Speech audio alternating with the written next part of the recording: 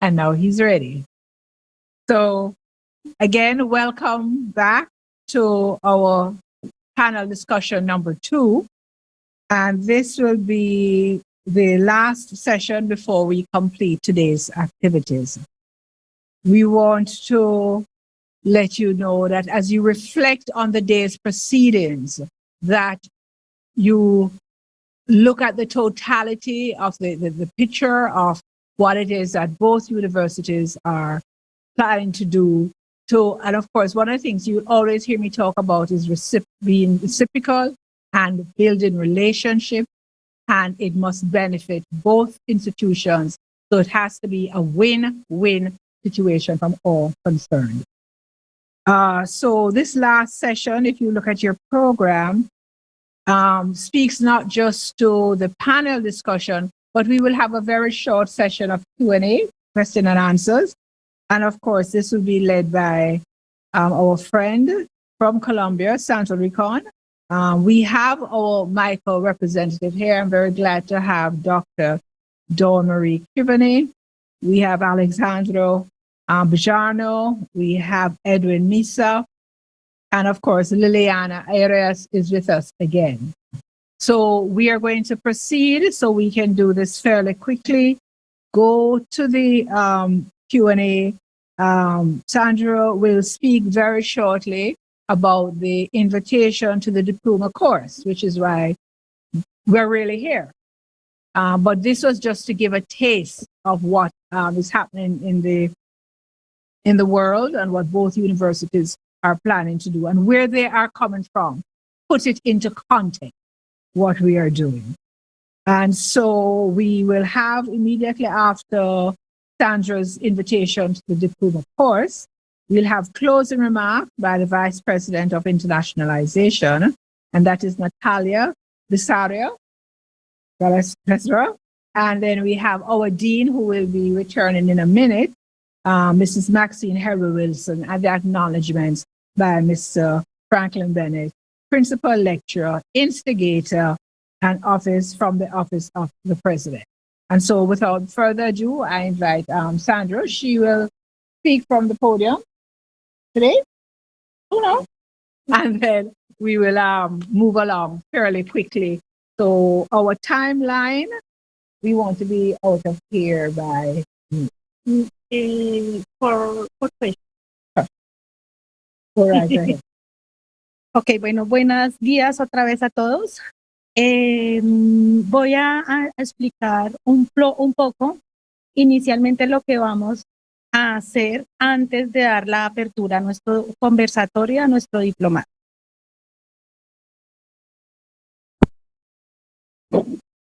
Good morning, everyone, again. So before we start with our questionnaire, I'm going to explain what we are going to be doing and what is this program consists of. Okay, para todos es conocido que estamos en un momento de hablar de inclusión y hablar de interculturalidad a nivel mundial. As everyone knows, this is a moment in history where we are talking about inclusion everywhere we go. En Colombia particularmente hemos hecho un gran esfuerzo para trabajar todos los temas de educación inclusiva en primaria y en universidad. In Colombia, we have been trying to work in the primary and secondary level, everything related to inclusive learning. Pero ahora también estamos dialogando en torno a la interculturalidad. And right now, we are also talking about interculturality. Y esto hace parte del ejercicio de la interculturalidad que queremos proponer desde Colombia.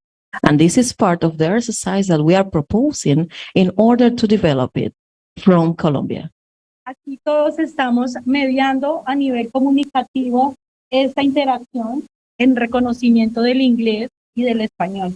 Yes, in this case, we are making a collaboration that is through Spanish and English in order to make this interculturality a reality.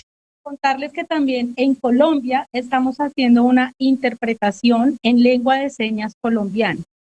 Well, right now we want to let you know that in Colombia we are developing a sign language that we are sharing all over the the Latin America. Este es el plan que tenemos al unirnos nosotros, la JAMAICA y la Universidad Iberoamericana. And this is precisely the challenge that we have between the MAICO and Iberoamericana Universidad de Colombia. Es el primer ejercicio internacional en otro idioma que estamos realizando desde la universidad. This is the first exercise in another language that we are developing for our university. Pero va a ser un ejercicio bastante enriquecedor. Es una apuesta en hacer y transversalizar todos los idiomas que podamos encontrarnos en el diplomado. This is a challenge and is also an opportunity because we are going to be developing in any language that we are able to. We are going to start with Jamaica and let's see where we go. Y aparte vamos a reconocer las experiencias significativas que tenemos en inclusión. And we are, of course, we are going to recognize all the experiences that we have in terms of inclusion. Contarles un poco, unido a lo que estaba diciendo nuestra decana, que la Corporación Universitaria Iberoamericana lleva bastantes años haciendo procesos de inclusión. Well, to make a little history, we want to tell you that we have been working in inclusion for many, many years in the Iberoamericana University. Soy docente de educación especial de formación. He trabajado 10 años con población con discapacidad. I'm actually an educator in special education. I've been working 20 years in this matter. En diferentes equipos. He trabajado en conjunto con fisioterapeutas, trabajadores sociales, psicólogos. Well, I've been working with different departments, psychology, physiotherapists, and all those. Con población con autismo, discapacidad intelectual, ciegos, sordos, parálisis cerebral. Autism, blind, deaf, brain damaged people, all those I've been working with. Y ahora estoy en el gran reto de coordinar el programa de educación especial para futuras educadoras. And right now I have the challenge that I will be working with a special education program to develop this in Colombia. Este diplomado es bastante importante porque particularmente en Colombia el rol del educador especial está desapareciendo. This program is really important because right now the role of the educator in Colombia is disappearing. Y necesitamos que todos ustedes, en conjunto con los profes en Colombia, And we need that all of us, you and us, we get together to make this program a success. reconozcan la importancia del educador especial en un equipo interdisciplinario. So we want you and us, we recognize the importance of a special education educator in this context. Seguramente de esta gran alianza saldrá un proyecto y un resultado que podemos transversalizar en los dos países para la educación especial. Most likely with this collaboration, we can develop a program that it can be internationally recognized and it will be a success in two of the countries. En Colombia nos están acompañando dos profesores, Edwin Mesa, que es fisioterapeuta, In Colombia, there are two teachers who are with us, Edwin Mesa, that he's a physiotherapist, and Alejandro Bejarano, quien es psicólogo. and Alejandro Bejarano, who is a psychologist. Él tiene una gran trayectoria en el trabajo con población con autismo. He has a long experience with students, population with autism. Y en Jamaica nos está acompañando nuestra decana Liliana Arias. And in Jamaica is here with us our Dean, Liliana Arias.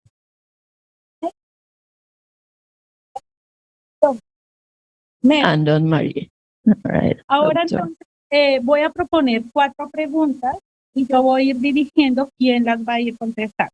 Well, in this case, I want to bring to you 4 questions and let's see who would like to answer the following. Este va a ser la apertura a lo que vamos a vivir en el diplomado, que ya a continuación les contaré cómo lo vamos a trabajar. This is the startup of what we are going to be going through this program when we started.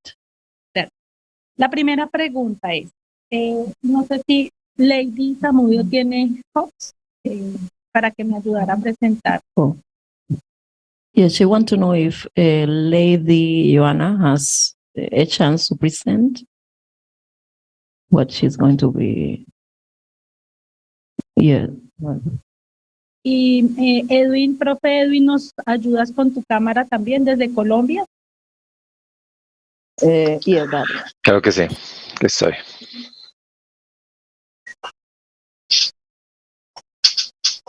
Gracias. Creo que Edwin ya nos estaba acompañando en la cámara de Colombia. Él va a ser el primer profesor que va a dictar el primer módulo de nuestro diplomado. Se los presento para quienes van a participar desde Jamaica y desde Colombia. Well, in this case, Professor Edwin will be the one who will be in charge of the first model that we are going to be having with this program of interculturality. Tiene alta experiencia en inclusión social y por eso es quien va a dirigir este primer módulo. He has a lot of experience in social interaction, and he will be developing this program for the first model specifically. La primera pregunta para Edwin y para Mary es, desde el marco político y normativo de cada país, The first question is from the point of view of the global politic matter. ¿cuál es la concepción que se tiene de inclusión What is the conception that you have of inclusion y la relación con interculturalidad? and the relationship with interculturality? Edwin. Ok, bueno, buenos días a todos y a todas y gracias pues por esta invitación para poder estar acá conversando sobre temas de inclusión. Bueno, en primer lugar, uy, tengo un retorno un montón.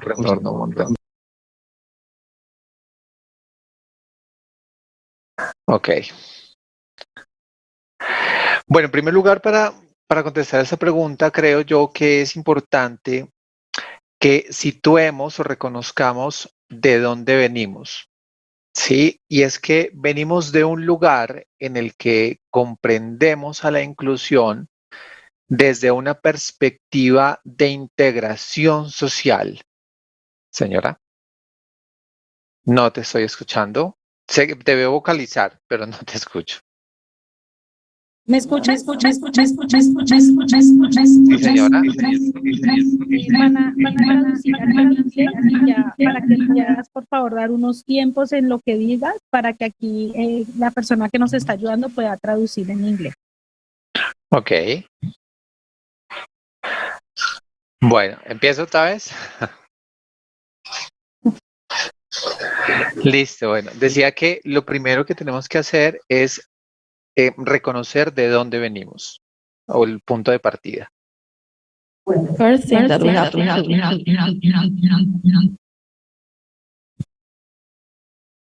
Good. The first thing that we have to pay attention to is where are we coming from when we are talking about interculturality. Lo primero es recordar que la inclusión en Colombia se ha manejado mucho desde la perspectiva de la integración social. One of the things that in Colombia inclusion is mainly pay attention from the social interaction. Y asociado a esto, la discapacidad ha sido considerada como un problema de salud. Disability have been always taken into account as an illness. Sin embargo, estos conceptos evolucionan y empezamos a comprender a la inclusión como un elemento clave para la participación.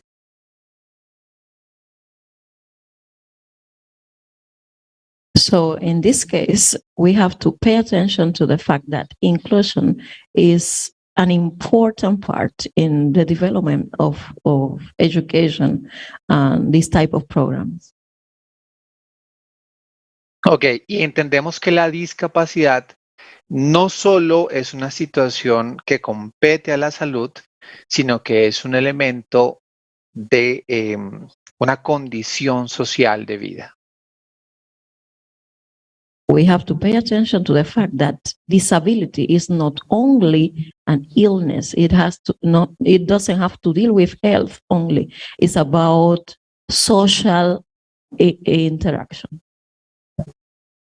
La Convención por los Derechos de las Personas con Discapacidad nos permite entender que la discapacidad es un concepto dinámico que se sitúa en el modelo social.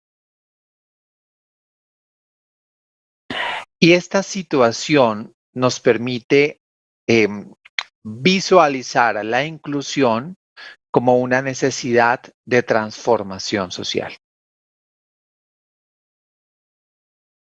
Disability is something that has to deal with movement. We have to understand that this is a process that it can go to another level. Is a product of the society as well. Esto implica que la discapacidad se produce cuando el contexto en el que las personas se desarrollan no ofrece las garantías necesarias para que las personas sean capaces de desarrollar sus capacidades con libertad. It's produced depending on the context where people develop, and if there is not a guarantee that you are going to deal with these type of disabilities and help them to develop more. Por lo tanto, los procesos de inclusión social necesitan que haya una transformación del contexto y no únicamente un apoyo o una resolución de necesidades específicas para las personas con discapacidad. Why social inclusion, it needs to transform in this context so we can help these people to integrate the society. Por lo tanto, podríamos decir que la inclusión social es un asunto de corresponsabilidad y evoluciona a un asunto de derechos. La inclusión social es un asunto de derechos, de quienes el Estado debe ser garante.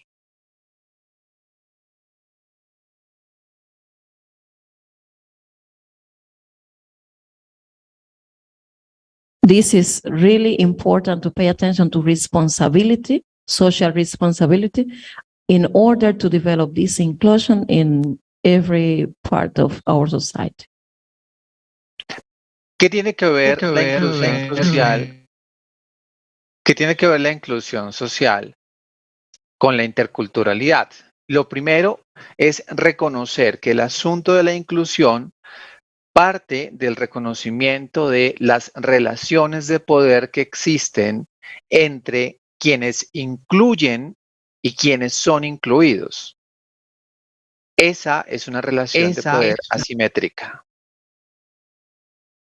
So in this case, we have to pay attention. What is the point of collusion between inclusion and interculturality?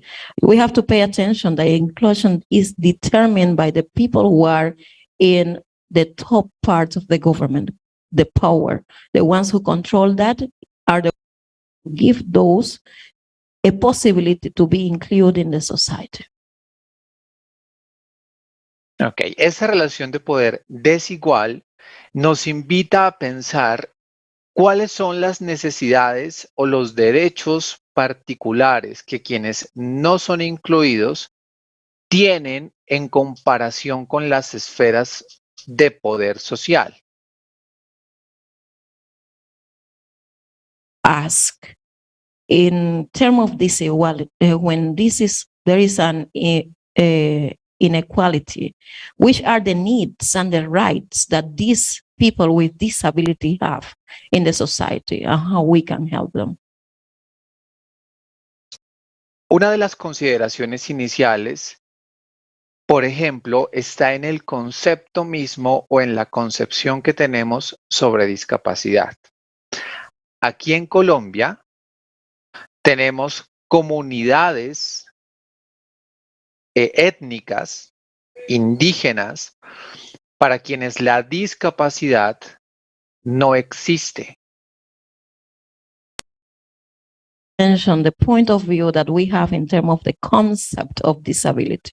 There are many native societies in Colombia that for them, the indigenous people, disability is not a reality.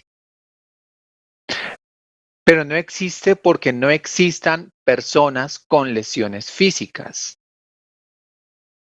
No existe porque en su cultura, la relación que las personas tienen con su contexto es diferente. Yes, and it doesn't exist not because they don't have people with disability. The problem is that their cultural environment is telling them that that's not part of people's reality. Por lo tanto, ¿cómo podríamos hacer inclusión a la discapacidad cuando tenemos culturas que tienen percepciones diferentes sobre la discapacidad en sí misma? Cuando We tenemos este can't tipo talk de... about disability generally in Colombia when we have some cultures that they don't have a different perception of disability in their the areas where they live. La respuesta a esto nos invita a pensar en que hay que reconocer a la inclusión como un proceso en el cual las personas con discapacidad sean agentes de su propio cambio. Es decir, estén situadas en un mismo plano de poder que quienes teóricamente las van a incluir.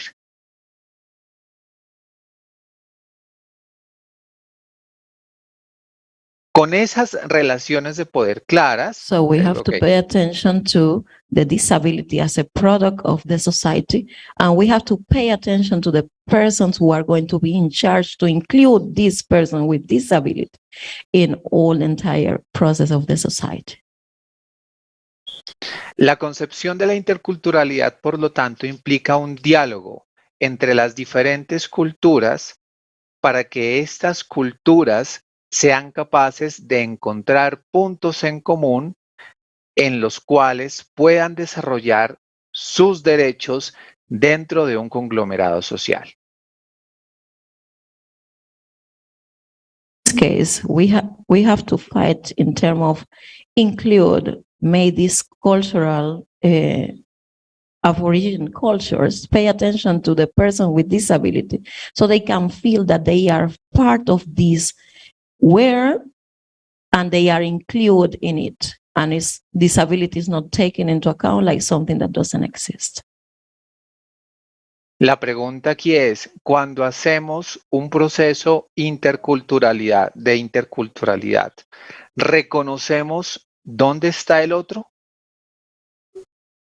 Esa es una necesidad de cualquier proceso de inclusión y más cuando esa inclusión es interculturalidad.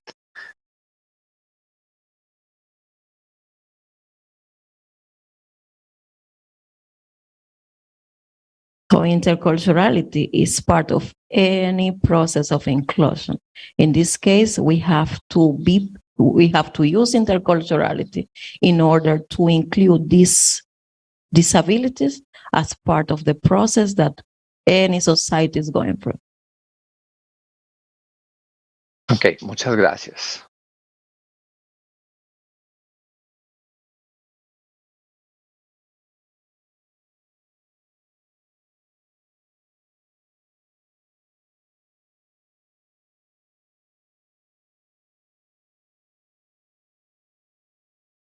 To include these societies going through. Gracias, Eddie. Le vamos a dar paso a Mary. Don Mary.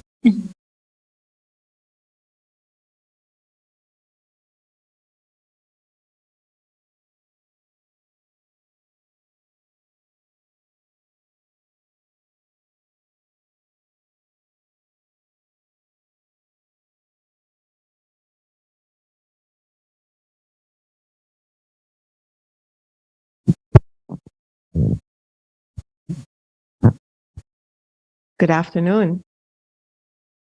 Right. So the aspect that I'm going to be looking at in terms of inclusive and intercultural education, right?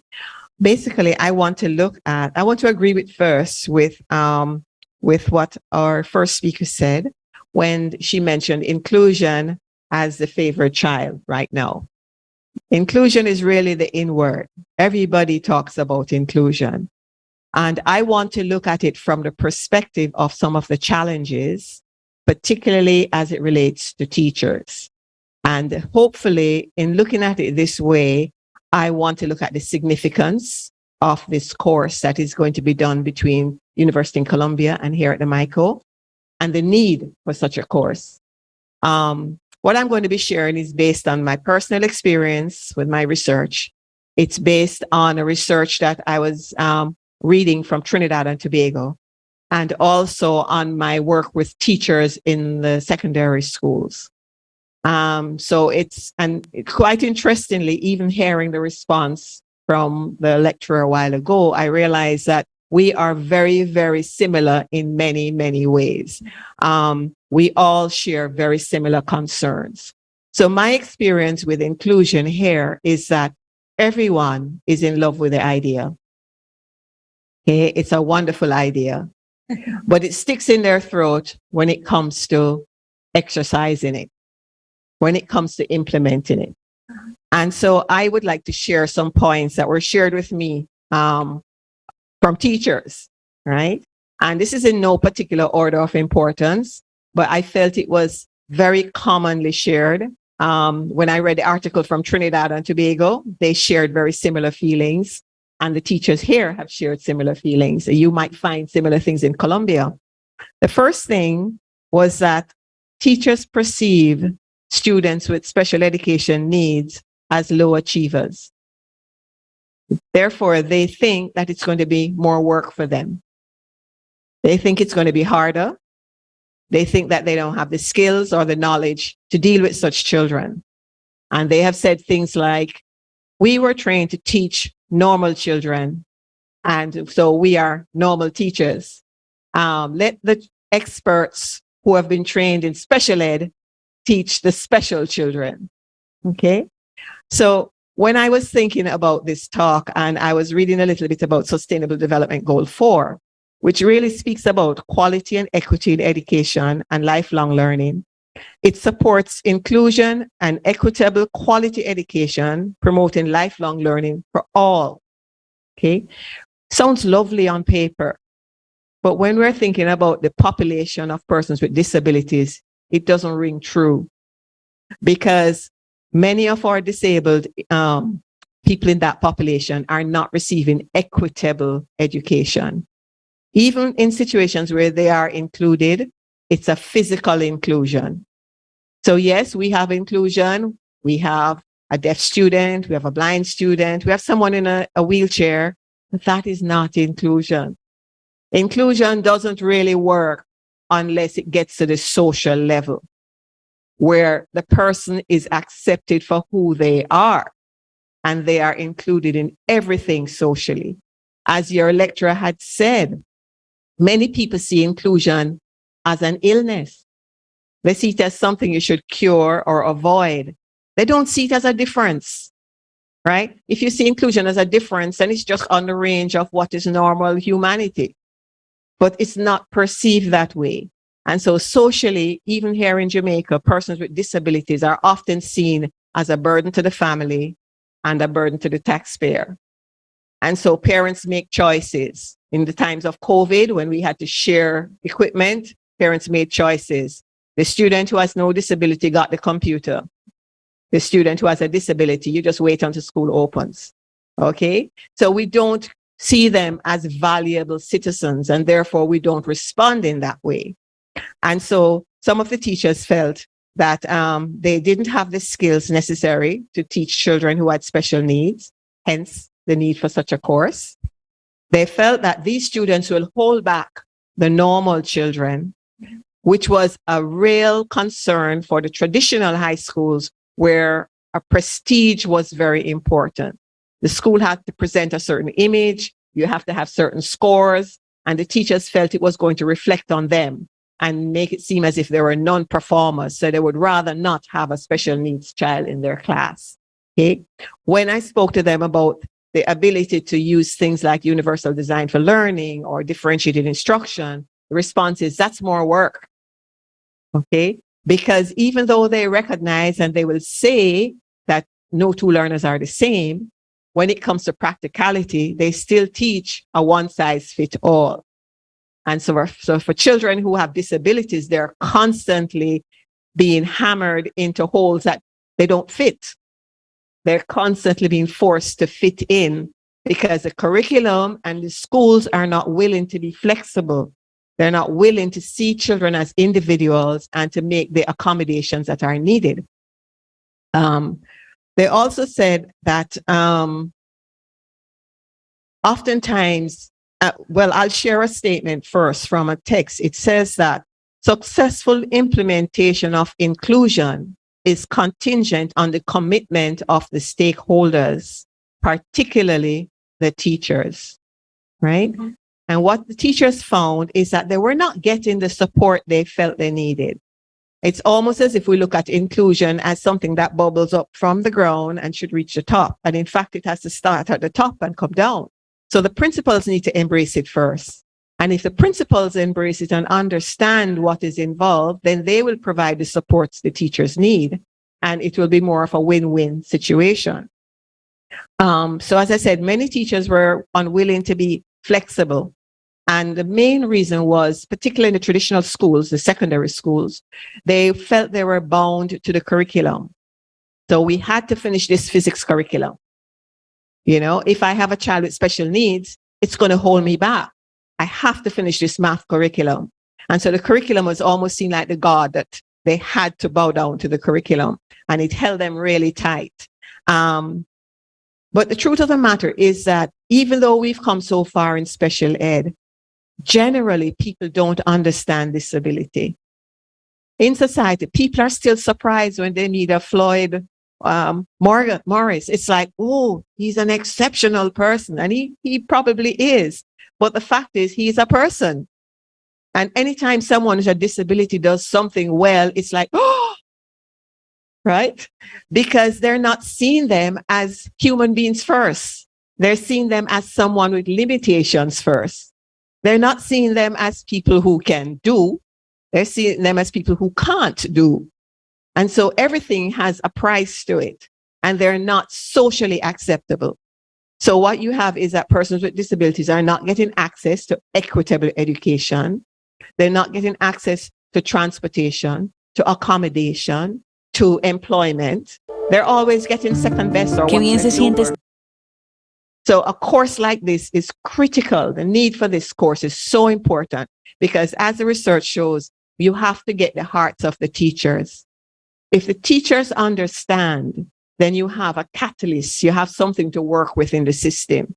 So those were some of the things they shared.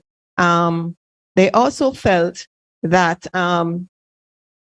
including students with special needs would have a negative impact on the image of the school, right? Again, because of a lack of understanding what disability is. Seeing disability as something negative, something to be avoided, something to be overcome, rather than just accepting the person as a person who happens to have a disability, okay? The teachers also identified other challenges that we had. I'm not sure about in Colombia, but definitely here in Jamaica and in Trinidad, crowded classrooms, inadequate materials, lack of support from administration. Many of the teachers would say to me, I would notice there's a child in my class and I would say, something's not quite right with this child. And they're working and they're thinking, I don't know what's wrong, but something's not quite right. And the fact is, they've not been told. The information might be in the office, in a filing cabinet, but it has not come down to the class teacher so that they can plan appropriately for this child. So they're working in the dark and they're trying to see what they can do. Those who have a heart to do something, others will just give up, right? So we have a lot of children who fall through the cracks or get involved in negative behavior because school is failing them. So other challenges that I might mention to you were like, as we're talking about, cultural aspects, right? Culturally in Jamaica, I don't even know if it's really a cultural thing as such, but I will throw it out there for you. That persons really do not value certain individuals, right? You have to look a certain way. You have to speak a certain way. You have to go to the right schools and have the right jobs and drive the right car for you to have any power or say or voice. And unfortunately, most persons with disabilities in our country do not have access to those things. They have to fight to get on the ladder. They have to fight to be able to achieve. Okay. So socially, there is a lot of social exclusion. A lot of social exclusion. They're excluded from activities. They're excluded from clubs. They're excluded from so many things. There's also society's perception of disability, which I had mentioned before, that it's a burden thing and something you avoid. And I find that in Jamaica, often there's a disrespect. It's not just that we don't understand, but we disrespect persons who have disabilities. We think that something is cognitively wrong with every person who has a disability. And there is a sense of disrespect. I have a friend who is visually impaired, and she'll say so many times when she's in a meeting, she's talking, and persons are either raising their voice, nothing's wrong with her hearing, but they raise their voice in talking to her. They're using very simple language, or they're talking very slowly to ensure she understands. Right? And so she finds it so irritating because she wasn't born blind. She lost her sight over the years. And she says sometimes she'll make a suggestion, it's not taken up. Someone else will make it and it's taken up because this assumption is a blind person really doesn't know. Okay, so we have to be able to participation. I think Dr. Meredith spoke about that, social participation, right? And just a general need for greater public education about the whole issue of disability, right? That we can recognize that disability is really just part of humanity. There are so many different things that make it. We share so much more. We are so much more in common than different, right? And so there's a great need for public education. So some of the recommendations, as I was talking to teachers, some of the things they suggested, and this is where this program really is critical, they really felt, and these are teachers at the secondary level, they really felt that there needed to be training for every teacher in the area of special education. They really felt that even if they couldn't go to college, there should be in-service training, or there should be professional development courses that they're required to take, just so that they can understand all their students and meet their needs. They also felt that we needed to spend some, I know education doesn't have a lot of money, but in reality, the infrastructure, okay? Some people believe that we need a pat on the shoulder because we've put in 2 ramps. Majority of disabled people don't need ramps. Only if you're in a wheelchair, you need a ramp, okay? So what are other things we can do to accommodate persons with disabilities? For us to think in a way that would make access available to every single person. So we need to look at how can we address infrastructure? How can we provide more support in the schools? Okay, I know that that schools are strapped financially, but what can we do to support the teachers and the students so that truly all students can have an equitable and equal educational experience? Thank you. Okay. Bueno, Mari nos acaba de hacer un resumen de todas las preguntas que teníamos para el conversatorio.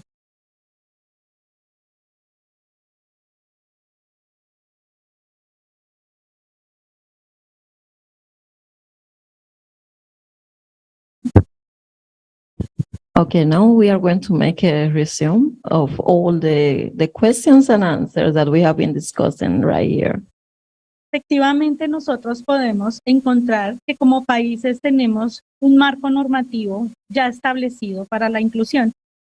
As countries, we have a norm for all these inclusion matters. Colombia and Jamaica, we have all these norms put in place. Pero Mari y Edwin nos decían, bueno, realmente, ¿qué es lo que está pasando? Podemos tener el marco normativo y político, pero realmente lo que vivimos día a día es totalmente diferente.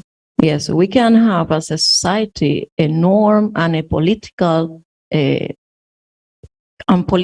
elements put in place, but the reality in the society is completely different.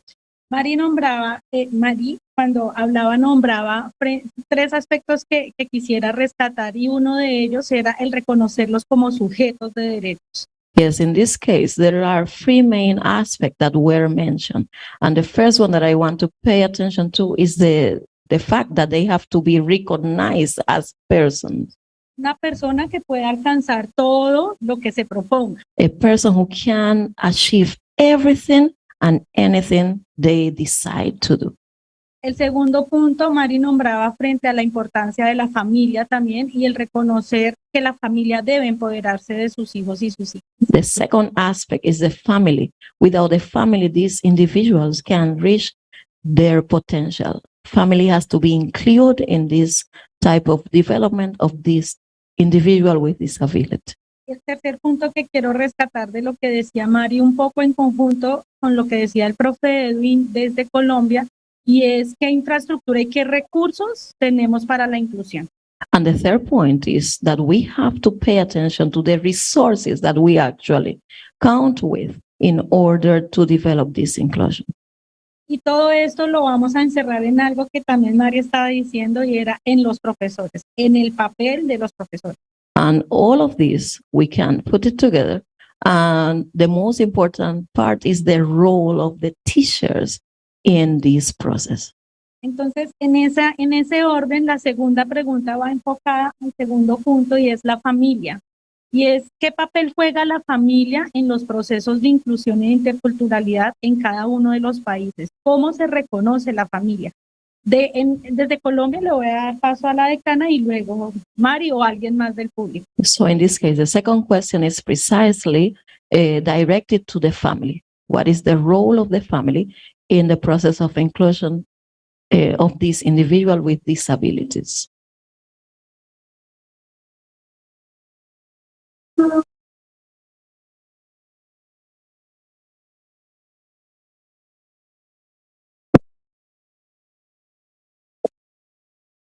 Gracias.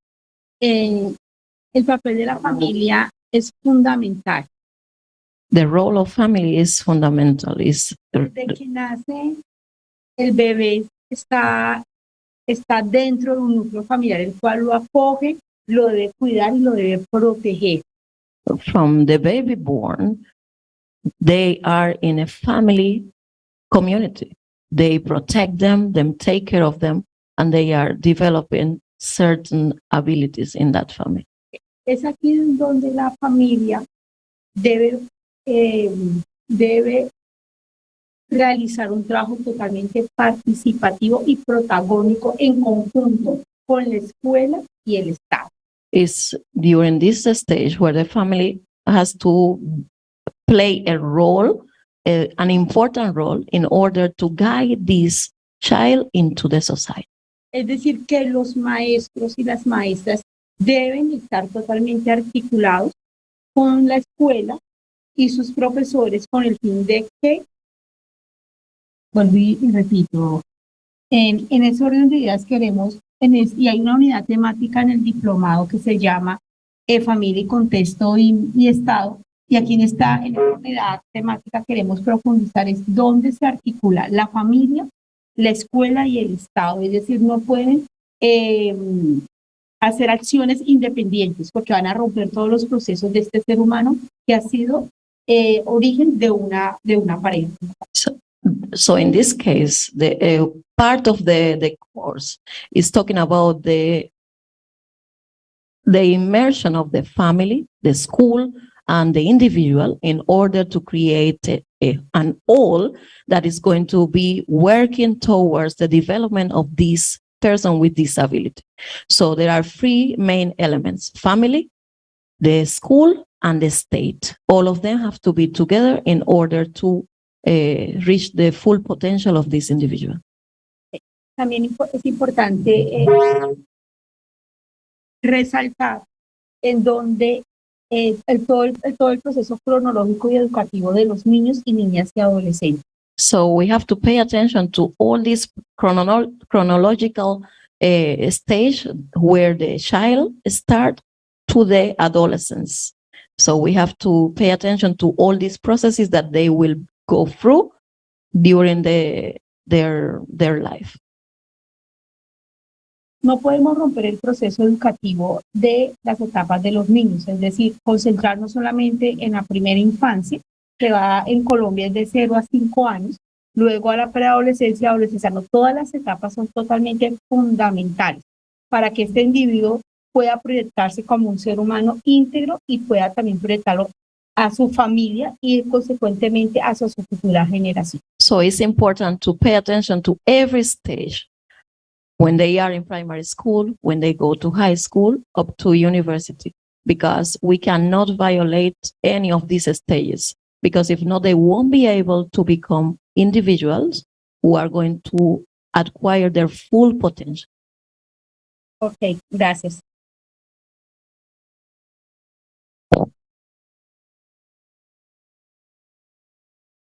I would just like to comment. I would like to comment on the family as well.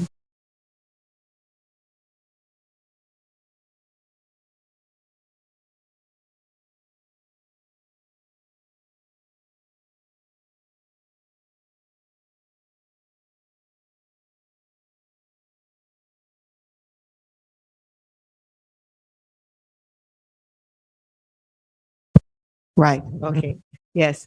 So I would like to agree on the importance of the family, particularly in Jamaica. Often we talk about Jamaica, that we suffer from broken families, and a lot of our social ills are related to the family. But when it comes to disability, it's even more critical to have family support. And unfortunately, we have many families who also struggle with their concept of disability. So when they have a family member who has a disability, it's almost a shameful thing.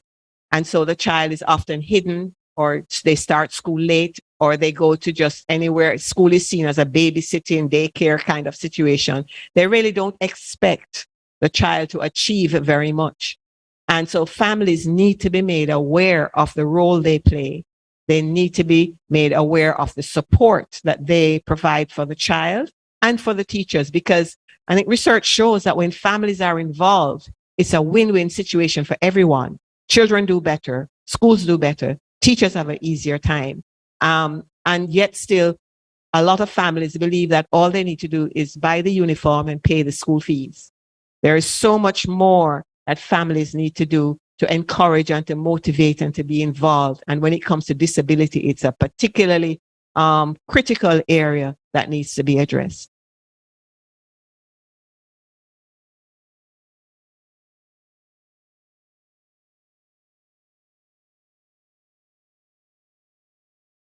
Tamara, Alejandro, vamos ahora a dialogar. Bueno, les presento a Alejandro Bejarano. Él también va a estar dentro de los profesores que van a acompañar nuestros módulos de formación. Well, I'm introduced to you the Professor Bejarano, Alejandro Bejarano, who will be part of the course that we are going to be sharing with Jamaica. Alejandro, quisiera que nos contaras un poco la experiencia y pues tu percepción de cuál es la importancia de formar y capacitar a todos nuestros profesores en temas de inclusión e interculturalidad.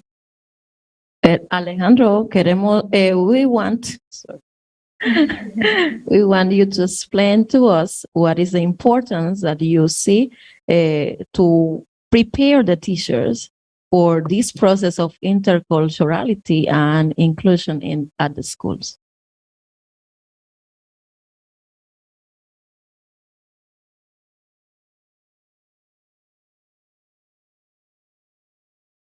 Claro que sí, muchas gracias. ¿Me escuchan bien?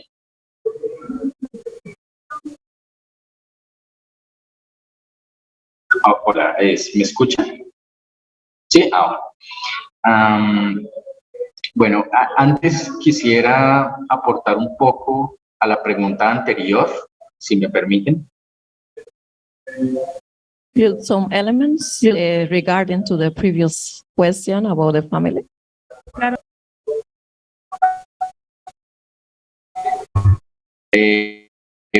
Porque creo que para responder a esta última pregunta de los que está asociada a los docentes, algunos elementos relacionados con la familia nos pueden servir también. Because I think that is important for the teachers to include the family, and these two elements are really related.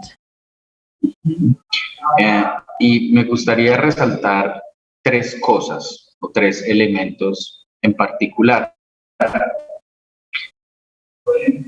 Attention to three important elements.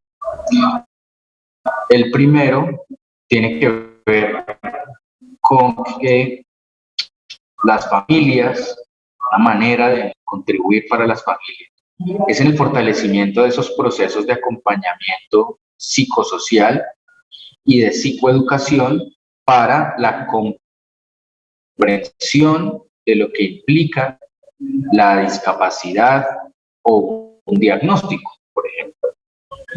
Yes, in this case, the first element that I want to call the attention to is the importance of the family when they go with this individual with disability.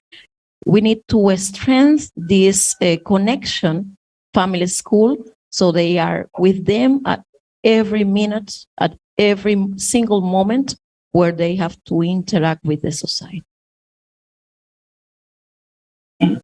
Este acompañamiento es muy importante. Estos procesos de educación son vitales para que luego podamos hablar de formas de afrontar estas situaciones en las que se ven volcadas las familias. Of education of the family are really important because through this, the individuals will feel more comfortable in the society that they are integrating themselves to.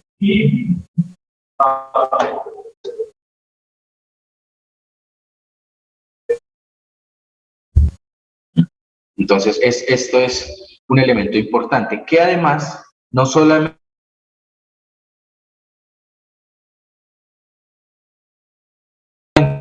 debe ir dirigido o no solamente se debe enfocar en la capacidad, sino que debe abarcar a todas las familias en general.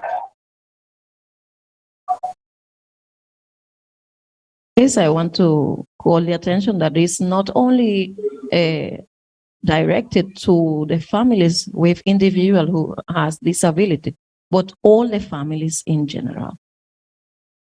Y a esto llamamos proceso de psicoeducación, porque implica la educación también de cómo funciona la salud mental y cómo funciona la diversidad en la sociedad misma.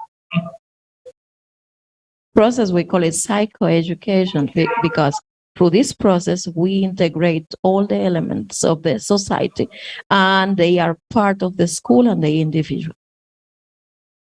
Y este elemento, que es muy importante con las familias, también es importante con los docentes. En Colombia, lo que encontramos muchas veces, y lo hemos visto en nuestras investigaciones también, es que los docentes no sienten que tengan las herramientas, los conocimientos para afrontar ciertas situaciones que se les presentan en el aula de una clase.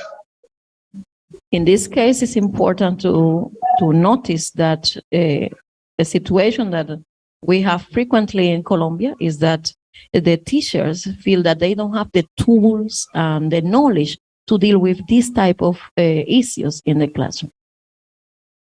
En cierta medida, los docentes, los profesores se sienten arrojados al aula de clase o se sienten en cierta medida sin las herramientas, sin las capacidades para poder responder a sus clases. So in this case, most of the teachers then feel frustrated. They feel that they don't have the tools and the knowledge, and this can cause them to even lose the love for the profession or what they can do for that individual specifically. En este caso, este primer elemento que me gustaría resaltar tiene que ver con la formación, con la educación o psicoeducación hacia los maestros. In this case, this element is direct. It has an impact in terms of the formation of the teacher, how the teachers are prepared in their superior education in order to deal with a situation like this in the class. En segundo lugar, un segundo elemento tiene que ver con la participación en los escenarios donde se toman decisiones, donde se hacen planes de intervención, por ejemplo, para trabajar con las familias y con las personas con discapacidad. Familias, aunque es importante aclarar, y como han dicho en otras intervenciones, que el proceso no solo está dirigido a atender o la inclusión, no solo se trata de discapacidad, sí es una de las principales dificultades o elementos que reportan los docentes en su experiencia con la inclusión. I want to call the attention to the fact that we need to create more areas where we can plan in order to work with the family and the individuals in order to create an agreement that can help all those who are involved in this process. And as I was saying before, I'm referring not only to the families that have individual who has disability, but all the families.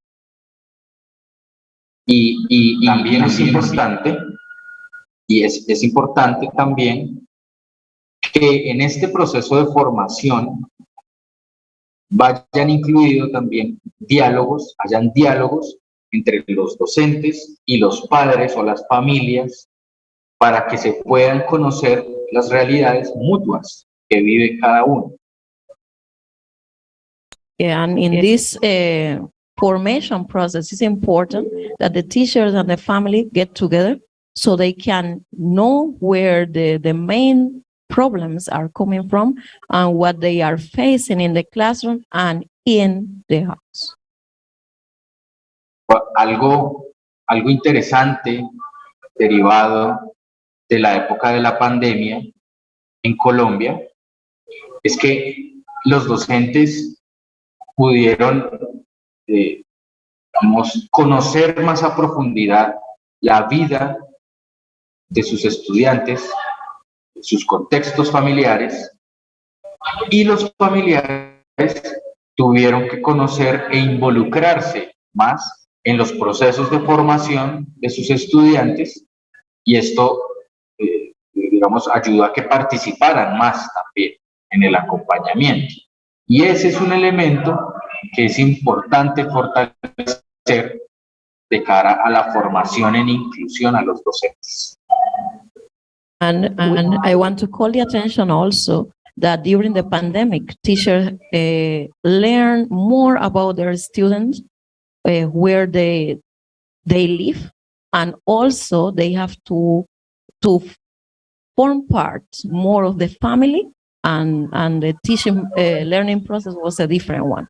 During the pandemic, these are elements that were developed more than in the formal face-to-face class. Alejandra, gracias por tu participación. Sé que es algo corto para todo lo que tenemos que dialogar en torno al diplomado. Okay, thank you, Alejandro. I know that this is a short calling in terms of what all the amount of things that we can discuss about the course, but at least we were able to share our ideas in a general way.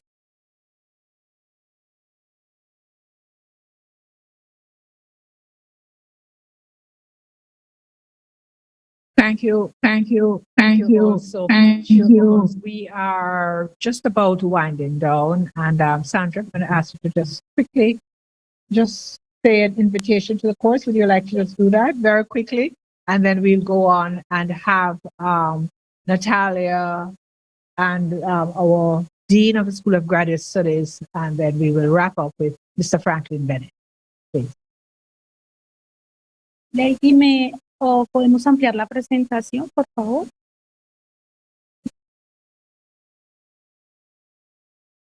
The presentation. Sí, señora. PowerPoint is on. Okay, thanks.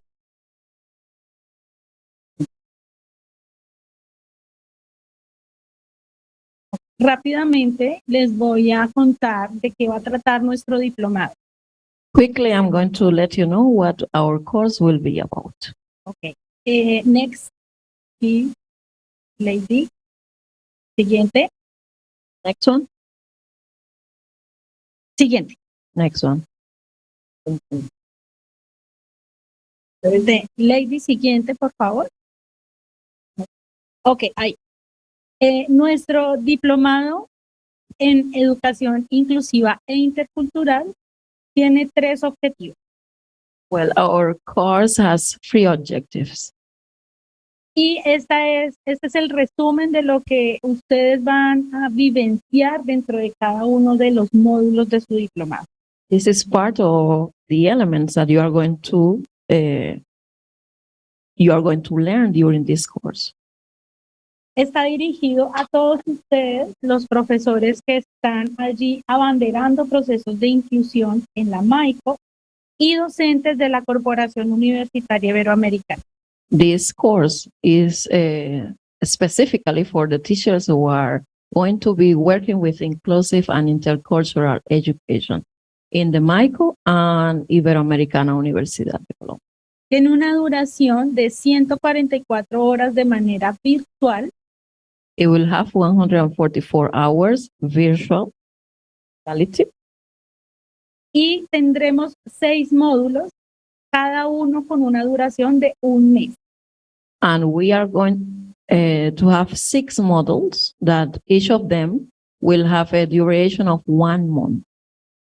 El primer módulo, denominado Inclusión Social y Diversidad. The first module, as you can see, is Social Inclusion and Diversity. El segundo módulo, Diversidad, Culturas y Globalización. Second module, Diversity, Cultures and Globalization. El tercer módulo, Educación Inclusiva y Atención a la Diversidad. The third module, Inclusive Education and Attention to Diversity. El cuarto módulo, Familia, Escuela y Comunidad. Fourth one, Family, School and Community. El siguiente módulo, Evaluación Diferenciada. The fifth module, Differentiated Education. Y el último módulo, el módulo 6, denominado Tecnologías en la Pedagogía y Diseño Universal para el Aprendizaje DUA. And model number 6 will be Pedagogical and Technological Mediations. Cada uno de los módulos durará 1 mes y certificaremos cada uno de los módulos y al final se entregará el gran certificado de aprobación de su. Each of the models will have a duration of 1 month and each model will have a certificate. And when you finalize 6 of them, you will have the final certificate as a whole. Dentro del convenio, entonces, esto no tendrá ningún costo para los profesores ni de Jamaica ni de Colombia. In this case, one of the best thing is that it won't carry no cost for the Jamaican teachers and the Colombian one. Thanks. Okay, thank you.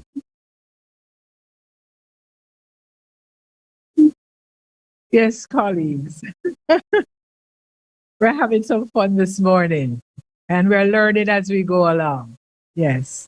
But we are also winding down. And so I invite the Vice President of Internationalization, Natalia Becerro, to say a few words now, after which we will invite Mrs. Maxine Henry Wilson, Dean of Graduate School of Education here at our University College, to say a few words also.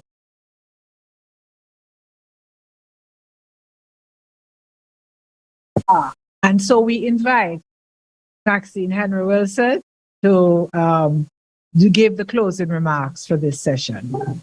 Please welcome Mrs. Henry Wilson.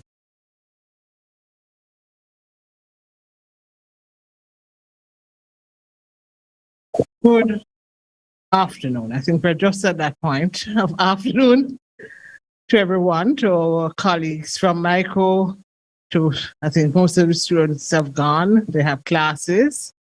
And to our colleagues, dare I address you as that, our colleagues from Iberoamericana University. Before the session started this morning, I was conversing with your Shashi, and I said to him, you know, collaboration is old school for Colombia and Jamaica. I pointed out to him, which of course he knows, that there was a part of our history when we had pirates and buccaneers, and Cartagena and Port Royal are like this. And if you go to Port Royal, you will see some guns trailing in that direction. If you go to Cartagena, and they defended each other, pirates defended each other. That was the passage. And then we have fisher folk who are very familiar with Colombia. There was a time when I think we're still here, all these fishermen are missing at sea. And then all of a sudden they reappear. They went to their families on San Andres Island. So they have families in Jamaica and they have families in San Andres. And he was pointing out to me that there are also some ethnic issues, which includes inclusion and intercultural management.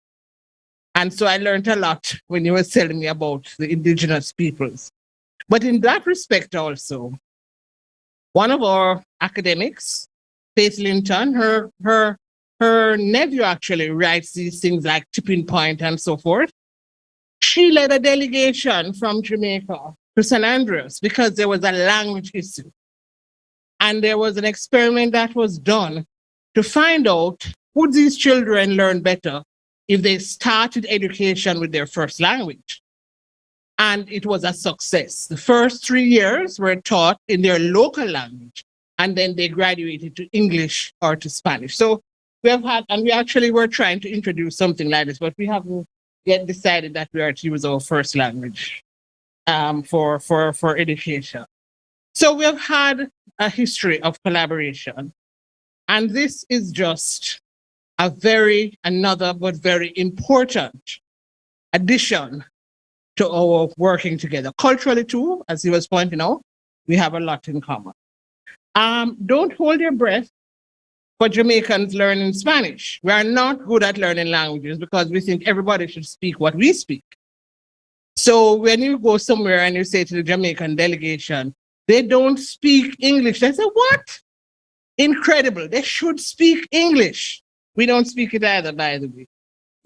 But knowledge sharing is a critical part of collaboration. That's what makes the world go round, sharing of knowledge. We share a global space, and all of us have to be a part of the development, working together in that global space. So you're coming here and our sharing with you, I'm sure in the future, in terms of inclusion, we hope it goes beyond just the word, but includes the deed, and the deed especially in terms of Jamaica. We have been immersed in your vision, and we have also shared our practicalities. And the interest, I think, within MICO is going to go deep. You are our hello, Michael people, you are going to be our recruitment agents, but I don't foresee any problem. And I know there are many staff members who have already expressed an interest in being there.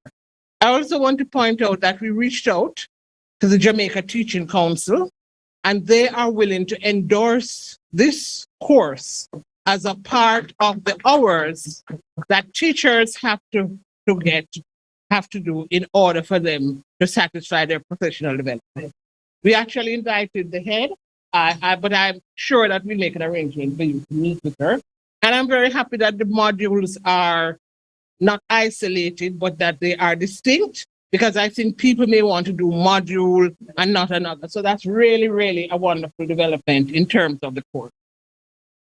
We have many policy issues that this course may help to enlighten. I hope the Disabilities Act was actually passed in Parliament in 2014, but was not operationalized until 2021. And what it was just trying to get aspects of it in law, in fact, as distinct from being in law. Because the International Disabilities Act require that you do reporting and that you have specific reporting points. But it goes back to the issue of recognition and how long it took for them to persuade the bureaucracy that this was worth supporting. Not just in words, but in deed. So it had 7 years. And even now, there's much public education that needs to be done. Hope that by exposing more of our people to these ideas, because it won't rest in the classroom or on the virtual space, people will go out and talk about it. And we will therefore have. The other point is, I've spoken to Floyd Morris, who is my good friend, and when he talks about the problems he had because he was not always Black, and the problems he had at high school, I think there is, again, much of a lesson to be learned. Just the resistance from the teachers, the resistance from the community. He was at a recognized high school. And recently I had occasion to speak to a principal of a traditional high school, and her complaint was, imagine, the ministry wants me to take a child who has a disability. What am I to do with her? I said, educate her. That's what they're asking her to do. But it goes to the point that they're not seen as whole people. And you're going to give me a lot of trouble, and my school is going to as a result. So the whole thing of how we perceive these persons is very, very important. And I don't know if this is a settled matter in the community, among yourselves, like Dr. Karen and so. But I still think there's a question about what do we do with these children in terms of, do we mainstream them or do we have special facilities for them? I don't think it's a settled issue. It may be in your minds, but even families don't want to admit when their children have disabilities. They say it's not true, right? So we have a lot of issues that we have to externalize. We have to make them a part of our conversation, a part of our practice. And I'm sure this collaboration will enhance the awareness among the education community, but that it should go beyond there. And perhaps we at MICO have to take it beyond there with the support of our friends. So thank you very much. I look forward. Well said, Mrs. Henry Wilson, and I believe everybody here agrees totally with your concept and how we plan to move forward. This is indeed a collaboration, and I do remember hearing the story of Cartagena and Port Royal. And can I tell you, they are staying in Port Royal? Yes. And so I now welcome Mr. Franklin Bennett, who will give the final acknowledgements for this afternoon. Okay.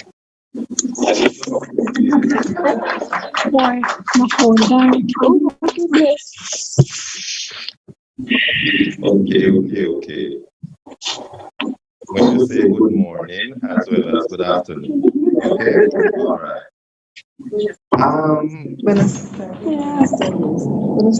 I'm standing here very blessed because what has evolved, although we tried desperately to script it and to contain it within a structure, I believe that God has otherwise. It had to play out the way it did. First, remember that we are humanity, and whenever we are faced with challenges, He has given us the intellect with the attitude and the social support to get things done. And that's what we have done this morning into this afternoon. Clap yourself. Okay, I say thank you to what I'm going to call this expansive team that has put this together. And I think it started with the ambassador of Colombia and our president. And discussions began. And both of them, I didn't know that both institutions share the same core values. So that marriage was already set. And although things emerged which could have derailed our effort, the marriage was already ordained and it had to go forward. So we thank them. And our president handed over the baton to me since I took this new role in July 1, and I had to carry it. I'm not going to say that it was an easy carriage, because at times the baton got hot. Okay? And what we have learned during the process, to listen and to remain cordial and to believe that no one person can get anything done. So with both institutions, the MICU and Iberoamericana, we came together, and both sides, we have good people who mean each institution's well and extended the hands of collaboration and partnership. Hence, we are here. So I'm going to drop the titles a little and use people's first names so that we realize that we are people, and it is through people we get things done. So Paula and her team, the spirit of Paula, you have to smile with her when we are in those virtual engagements. And sometimes the language barrier would have created issues, but Paula smiled through them. And with the help of that little lady there nodding her head, Debbie, she came to our rescue and helped with the interpretation. Hence, we could have understood each other better. So I'm going to say, let us clap both of them.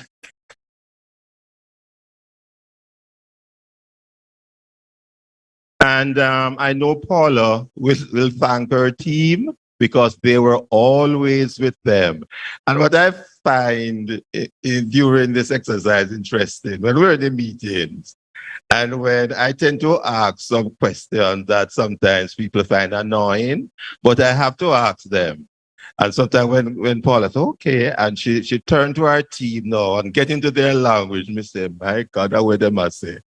Okay? But that was her way of making sure she consulted. And whatever she's going to share is out of consensus. So we thank her team, the ambassador, and all the players this morning. My colleagues here, thank you so much. The MICU team now. New kid on the block, although I'm an older in the institution. I had to rally people who will not tell me no. So Mrs. Wolf came to our rescue, and I'm going to say our, because it's an our effort. Mrs. Wolf, I'm internally grateful. And I realize how many hands you have, especially in the field of protocol and the whole thing of the embassy thing and those things. Okay, thank you for it, because I learned from you, and I will forever consult with you because you're my consultant. Okay, okay, and I thank the team which came together, Dr. Meredith, Dr. Sharad, my friend there. The first time I spoke with her, I just fell in love with her because she was so natural and true. And she was my bouncing board when I wanted to get things clarified. Thank you. I thank the other members. Well, yes, one of the other members. Mr. Lawson, Dr. Pinnock, the Bursa, Mr. Gardner, and Miss Wilson, Wendy, Mrs. Joan Davis Williams, and the team, and then our technical people that I had to rope in, Mr. Chen and his team, Mark,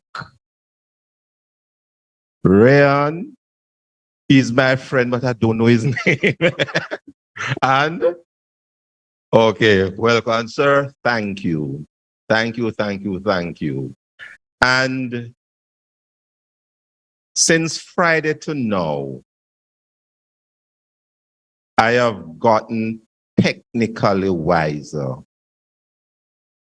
in terms of how to execute and to remain grounded in a manner of realism. I've said a lot.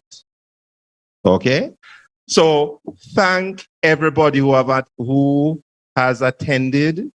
Your presence made the difference. Our team in Colombia, I know you have assembled and you were listening and viewing based on the means you had prepared there. And for others who would have zoomed in on Zoom because we share the link.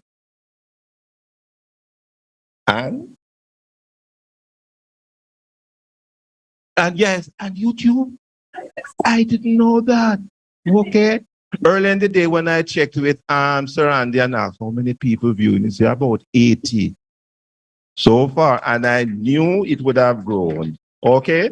So we're in for exciting times. And listen now, there's a part 2 coming up next week where we're hosting a team of students and few colleagues from Colombia.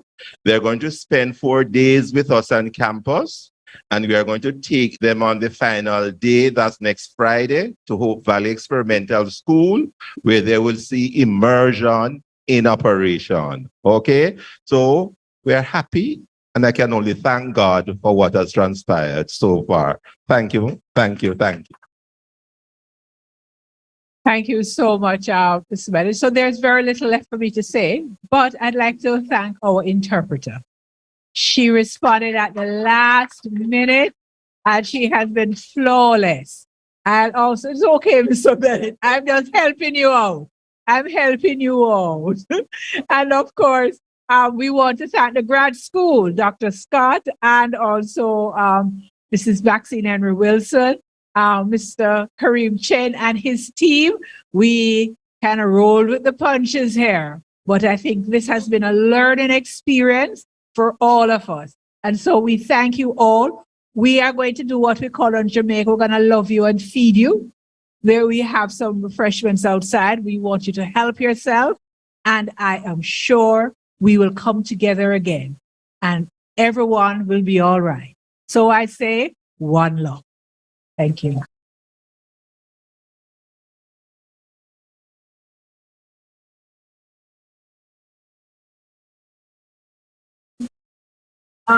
Probably we can eat and listen at the same time. There is the Dean of, the Vice President rather, of Internationalization. Wants to say a few words? Natalia, she wants to say a few words. Yes, so we could do that while we eat, so to speak, or help yourselves. Thank you all so much for coming. Okay. Thank you. Thank you very much. No, more than a few words, because I think that everyone has spoken and has actually covered everything for the day today. I just want to make sure that Miko College University, as well as everyone that is present in this meeting, know that we really appreciate all the efforts and and everything that you have done for months to make today possible, and to make the experience of our students possible. So more than a speech of words, because I think that we have had a lot of interventions with our president, with our principal, in name of Corporación Universitaria Iberoamericana. We want to thank Miko University College and everyone that is part of Miko College University to make this dream of Ibero possible, to be today in representation with our dean and Sandra, making possible for the course, and most of all making possible for the mobility of our students. So once again, to all Miko College University, we want to thank, and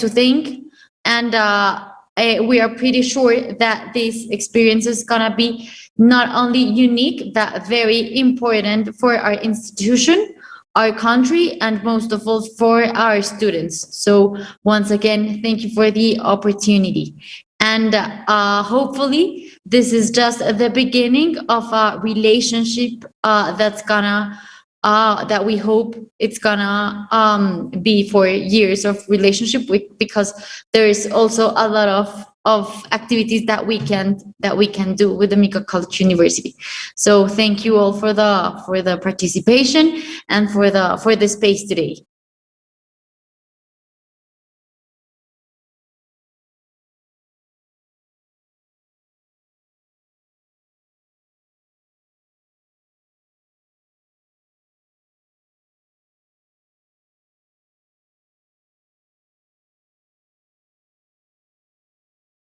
Just